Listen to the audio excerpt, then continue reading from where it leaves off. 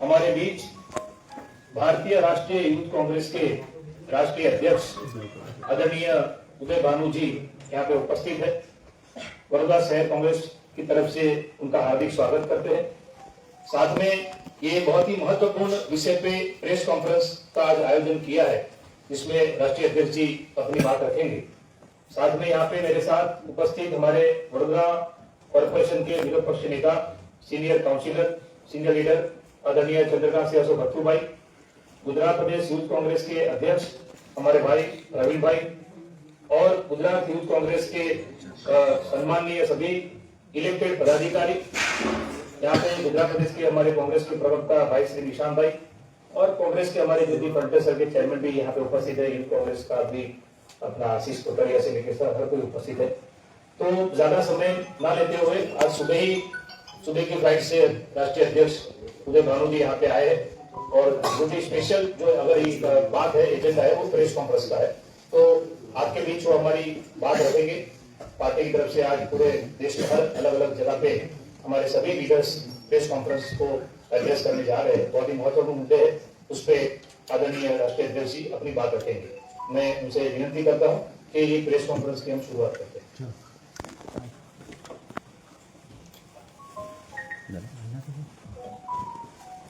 बहुत बहुत धन्यवाद। हमारे यहाँ अभी newly elected state youth Congress के अध्यक्ष प्रवीण है, हमारे डिस्ट्रिक्ट कांग्रेस कमेटी के अध्यक्ष, हमारे leader of opposition municipal corporation के वडोदरा सिटी के वो हैं। साथियों, आज कुछ महत्वपूर्ण मुद्दों पे आपसे चर्चा करने आए हैं। कुछ वैसे मुद्दे जिनके ऊपर बीजेपी काफी सालों से राजनीति कर रही है, सच की राजनीति कर रही है, झूठ की राजनीति कर रही है। वो फैसला आपके माध्यम से लोग लेंगे जिन तक ये मैसेज पहुंचेगा। लेकिन मैं बताना आया हूं कि क्या राजनीति पिछले 10-12 सालों से बीजेपी कर रही है।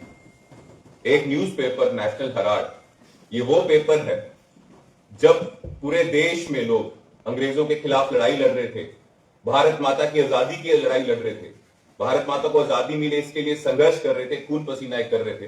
तो इस संघर्ष में एक न्यूज़पेपर, क्योंकि ज्यादातर कब्जा तो अंग्रेजों का था, तो एक न्यूज़पेपर था जो लोग हमारे देश के पूर्वज जो खून पसीना एक देश की आजादी के लिए करते थे, उनकी खबरों को छापती थी, देश की आजादी की मुहिम को छापती थी नेशनल हेराल्ड। उस न्यूज़पेपर के पीछे जिसने देश की आजादी में काम किया, देश की आजादी में भारत की स्वतंत्रता के लिए एक आवाज बनी, उस न्यूज़पेपर के पीछे लगातार नरेंद्र मोदी जी और बीजेपी सरकार खड़ी है। और इस पेपर के ऊपर ये हमला ऐसा नहीं है कि बीजेपी सरकार या मोदी जी पहली बार कर रहे। इस पेपर को बैन भी किया गया है, और इस पेपर को बैन किया गया जब क्विट इंडिया मूवमेंट, अंग्रेजों भारत छोड़ो आंदोलन महात्मा गांधी जी ने शुरू किया था, तो अंग्रेजों ने इस न्यूज़पेपर को बैन किया। और अब मोदी जी इसके पीछे पड़े हैं। तो फिर जब हमने गंभीरता से इसको पता पड़ा और समझ आई कि मोदी जी तो सिर्फ इस पेपर के पीछे पड़े हैं। मोदी जी जिनके इशारों पे रिमोट कंट्रोल से काम करते हैं, बीजेपी जिनके रिमोट कंट्रोल से काम करती है, आरएसएस तो इस पेपर छोड़ो क्विट इंडिया मूवमेंट के खिलाफ थी।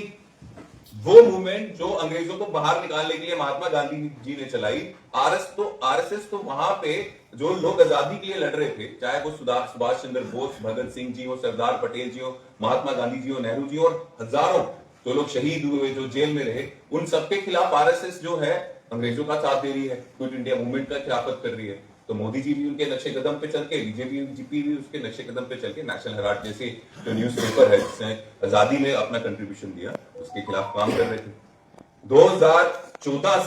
2014 से सीबीआई, ईडी पीछे पड़ी है बीजेपी के प्रेशर में कि कुछ ना कुछ हो, लेकिन अभी तक एक एफआईआर तक नहीं हुई है। ये लोग सो रहे हैं, इनको काम करना नहीं आता, अभी तक एफआईआर क्यों नहीं हुई? और जब कोर्ट ने पूछा और जांच पड़ताल की, तो इन्हीं की फाइल्स में, चाहे सीबीआई हो चाहे ईडी हो, इन्हीं की फाइल्स में लिखा गया है कि ये केस में वो दम ही नहीं है कि एफआईआर हो सके। तो वैसा केस जिसमें ईडी या सीबीआई खुद लिख रहा है कि इस केस में दम नहीं है, झूठा केस है, बेसलेस केस है, इस पे एफआईआर नहीं हो सकती, तो कोर्ट ने भी ये तथ्य देखकर इस केस को खारिज कर दिया। ईडी को फटकार लगे कि कोई बेस ही नहीं है इस केस का। लेकिन सवाल ये नहीं है, ठीक है, सत्यमेव जयते, सत्य की हमेशा जीत होती है, हम ये मानते हैं, हमारा विश्वास है, क्योंकि हम गांधी जी को मानने वाले लोग हैं और भारतीय गांधी जी को मानने वाले लोग हैं। सत्य की विजय हुई और होनी ही थी, इसमें कोई आश्चर्य भी नहीं था हमें और कोई शंका भी नहीं थी। सवाल ये है 12 साल ये सरकार या 12 सरकार ये सरकार का नेतृत्व इस चीज में लगा रहा कि किस तरह ये जो है इसमें कुछ नहीं है, इससे कुछ निकाल के हम बदले की राजनीति, हम दुश्मनी की राजनीति या हम इनसिक्योरिटी की राजनीति कर रहे हैं, डर की राजनीति कर रहे हैं। डर आप फैला नहीं रहे हो, आप डरपोक खुद हो। आप डरपोक हो, आप डरते हो। राहुल गांधी जी जो लगातार संघर्ष कर रहे हैं, उनको दबाने की कोशिश करने लगे थे या सोच रहे थे कि किसी केस से वो डर जाए, लेकिन जब उन्होंने मानने से इनकार कर दिया, उन्होंने बोला ये केसेस मेरे ऊपर मेडल है, मैं देश के लिए, देश के युवाओं के लिए आवाज उठाऊंगा, ये दबाने की कोशिश करेंगे और उतनी ज्यादा शक्ति से काम करूंगा। इन केसेस को मेडल की तरह राहुल गांधी जी ने लिया। तो ये डर है नरेंद्र मोदी जी का, ये डर है बीजेपी का। जिस तरह से वो हमारे नेता, देश के लीडर ऑफ ऑपोजिशन कन्याकुमारी से कश्मीर तक चले, देश के लोगों से बात की और लगातार कोई भी वर्ग वो उनकी आवाज जो है रख रहे हैं, जो गलती सरकार कर रही है उनको बता रहे हैं कि ऐसा मत कीजिए। तो बात यह है कि हम ऐसी सरकार में विश्वास कर सकते हैं जिस सरकार का फोकस ये नहीं है कि लगातार 12 साल में देश में सबसे ज्यादा बेरोजगारी है। इस सरकार का ये फोकस नहीं है कि महिलाओं के ऊपर लगातार अपराध बढ़ता जा रहा है। मैं दिल्ली से आ रहा हूं, अभी भी तबियत खराब है, पोल्यूशन लगातार बढ़ता जा रहा है। जो बच्चे वहां रह रहे हैं, साइंस ये कह रही है कि 10-10, 11-11 साल उम्र कम हो रही है जो लोग दिल्ली में रह रहे हैं। और ऐसे बहुत शहर हैं जिनको अगर हम देखेंगे कि दिल्ली जितना नहीं, उससे आगे पीछे का पोल्यूशन लेवल है। अगर इस सरकार को उसमें ध्यान नहीं और सारा ध्यान इसमें है कि दुश्मनी कैसे निकाल ले, बदले कैसे लें या अपनी इनसिक्योरिटी को कैसे दूर करें, तो कैसे देश आगे बढ़ेगा। और यही कारण है जो आज हो रहा है। दूसरी बात, ये उदाहरण है क्योंकि सारा ध्यान यहां है ये, और जो ध्यान है भी वो ध्यान कहां जा रहा है। 20 साल पहले देश के वंचितों के लिए, गरीब लोगों के लिए, शोषित लोगों के लिए एक स्कीम यूपीए ने लाई थी, डॉक्टर मनमोहन सिंह जी ने लाई थी जो प्रधानमंत्री थे उस समय के। तो स्कीम का नाम मनरेगा था। जो स्कीम हमारे देश के लोगों को जो गांव में रहते हैं उनको रोजगार देने का काम करती थी, गारंटी देती थी। ग्राम पंचायत को ताकत देने का काम किया था, जो सपना था महात्मा गांधी जी का। 12 करोड़ से ज्यादा भारतीय को रोजगार मिलता है जिस स्कीम से, उस स्कीम को लगातार सिस्टमेटिकली कमजोर करने का काम नरेंद्र मोदी जी कर रहे हैं। और वो आज से नहीं, स्टार्टिंग से, उनके पहले टेन्योर से ये काम हो रहा है। और ये काम कैसे हो रहा है? ये काम इस तरह से हो रहा है कि इन्होंने बजट कम कर दिया, स्टेट गवर्नमेंट्स को फंड्स नहीं देते, होल्ड पे डाल देते हैं फंड्स। स्टेट गवर्नमेंट्स को वहां पे जो बिल है, अगर आप पूछेंगे मनरेगा में जो काम कर रहे हैं उनको पैसा मिला, उनको सैलरी मिली, उनको काम का वेतन मिला, तो बोलेंगे नहीं साहब 1 साल हो गया, 1.5 साल हो गया, अभी तक हमें पैसा नहीं मिला। इस तरह से आज से नहीं, पहले से लगातार सिस्टमैटिक तरीके से इनको मनरेगा स्कीम को कमजोर करने की कोशिश की। जॉब कार्ड इसमें होते थे, उसको खत्म करने की कोशिश की। पिछले 5 सालों में जो रोजगार का हक 100 दिनों का कम से कम मिलता था कांग्रेस के समय में, मिनिमम 100 दिनों का तो मिलता ही था, वो आजकल 50 से 55, 55 से तक का रह चुका है। सिस्टमैटिकली मनरेगा को कमजोर किया और अब उसका नाम चेंज करके महात्मा गांधी जी का नाम हटाकर अपनी राजनीति करना चाहते हैं।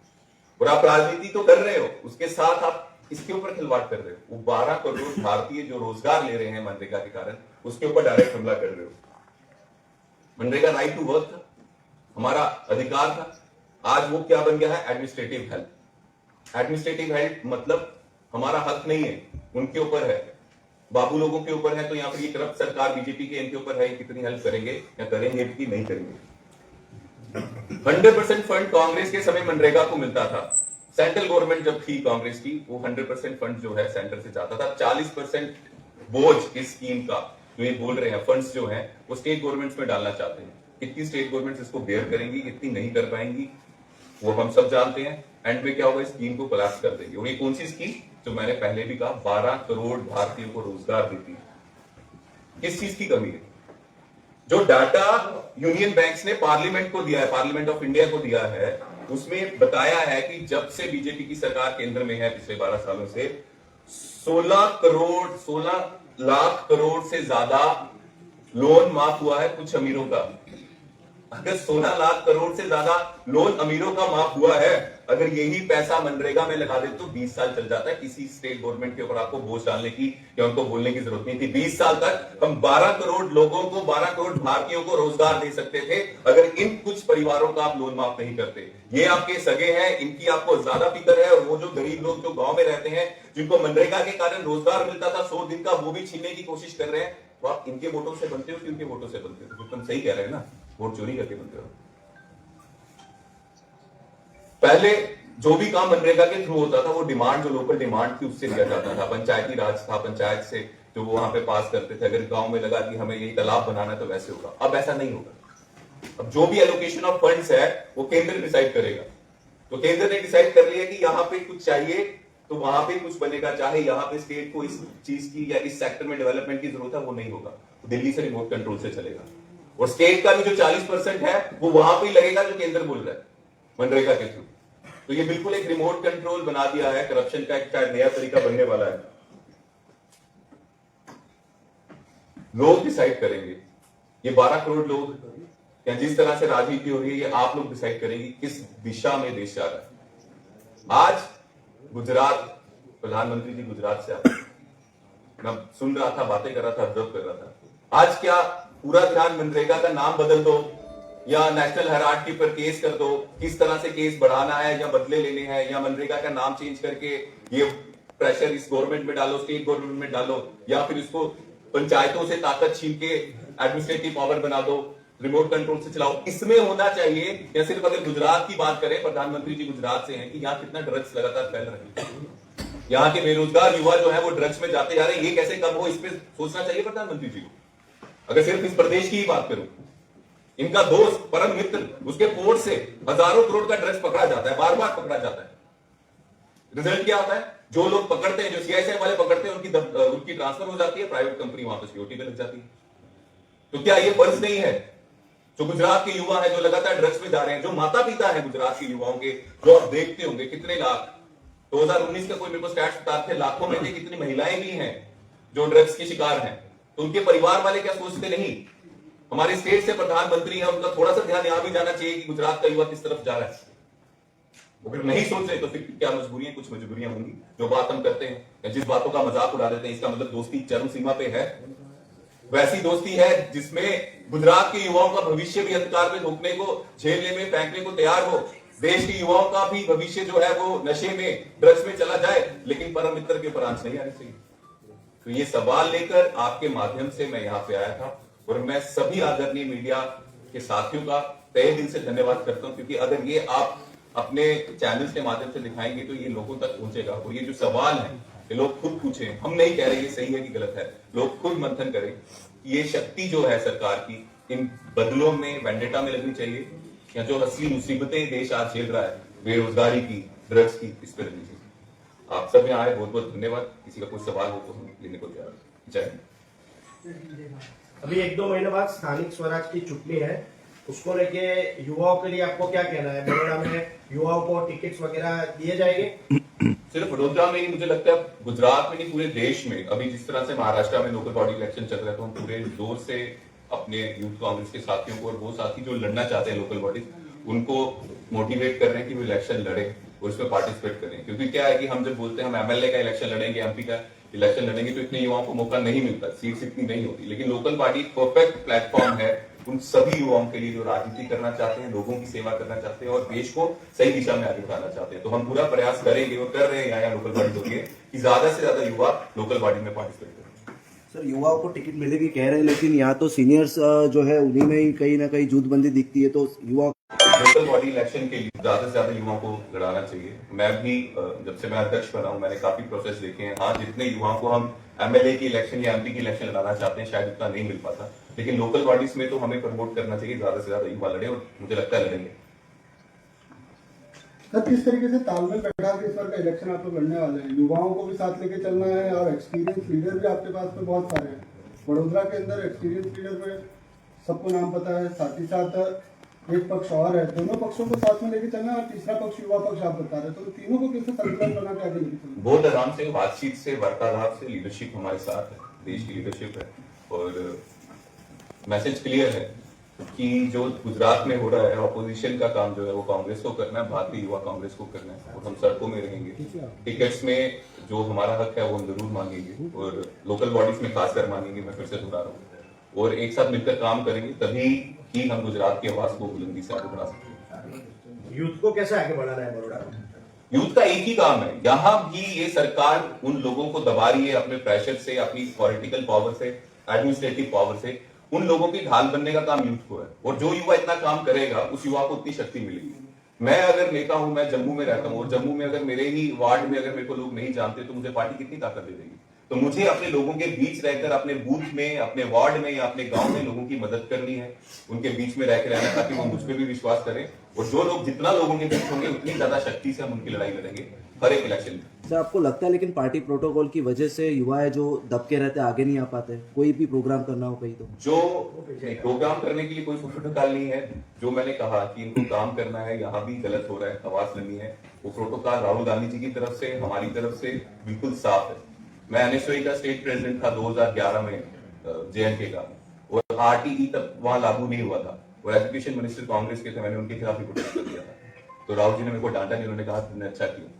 जो सूट, क्योंकि तब मैं स्टूडेंट्स को रिप्रेजेंट कर रहा था जम्मू कश्मीर के, और उनकी आवाज नहीं रखूंगा तो मैं उनके साथ गद्दारी कर रहा हूँ। तो इनको, ये यूथ, गुजरात के यूथ को रिप्रेजेंट कर रहे हैं, अगर ये उनकी आवाज नहीं रखेंगे तो ये उनके साथ और अपने पद के साथ गद्दारी करेंगे। तो इनको करना है, प्रोटोकॉल नहीं देखना है कि गुजरात के युवाओं की आवाज रखेंगे। सर, गुजरात में और पूरे देश के अंदर कांग्रेस के लिए खास करके समस्या बन चुकी है कि जब भी वो प्रोटेस्ट करते हैं सबसे पहले पुलिस उनको अरेस्ट कर लेती है।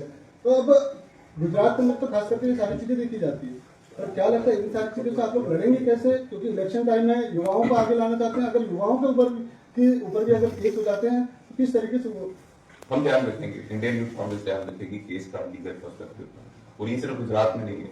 मैं कुछ दिन पहले वाराणसी गया था, हमारा प्रोटेस्ट था वोट चोरी के ऊपर, और एक दिन पहले ही हमारे जितने भी यूथ कांग्रेस के साथी थे उनको हाउस अरेस्ट कर लिया गया। तो ये तो पैटर्न है जो आप गुजरात की बात कर रहे हैं, मोदी जी वाराणसी में भी फॉलो कर रहे हैं, कुर्ता पजामा कर रहे हैं। बड़ोड़ा में 7 सीट है कांग्रेस की, 17 के लिए कितनी मेहनत की जाएगी? पूरी 17 सीटों ऐसे मुझे लग रहा है जिस तरह से कांग्रेस पार्टी यहाँ पे यात्रा निकाल रही है, अभी कोई इलेक्शन नहीं है लेकिन गुजरात के लोगों की आवाज रखने का प्रयास किया जा रहा है।